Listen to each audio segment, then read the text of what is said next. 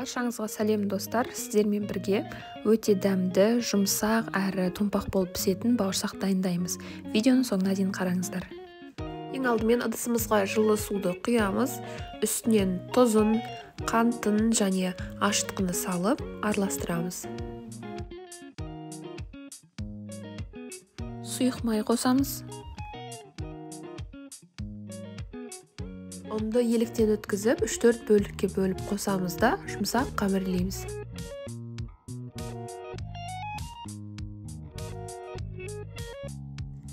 Енді иленген қамырымыздың үстінен кішкене сұйық май жағамыз.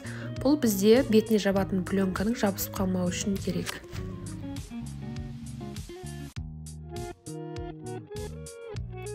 Енді бетін жауып, жылы жерге 1 сағатқа көтерілуге қоямыз. Міне біздің қамырымыз әдемі болып көтерілді. Байқасаңыздар, бетіндегі пленкаға ештеңе жабысқан жоқ. Бұл жаңағы майдың арқасында.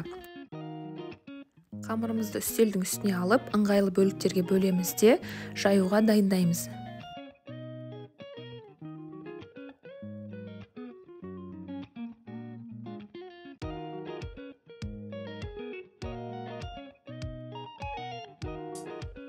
Негізі бауырсақты кез келген пішінде жасауға болады. Мен осылай дөңгелек пішінде жасайтын болдым.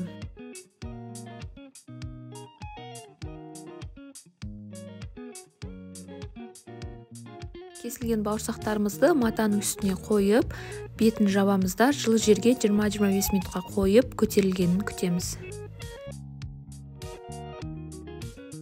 Демалған қамырларымыз көтеріледі. Енді ол бауырсақтарды пісіріп аламыз.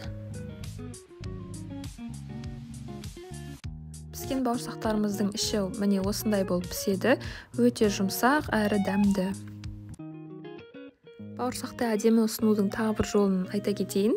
Мен осылай шоколадты еріттім де бауырсақтардың бетіне осылай жағып шықтым.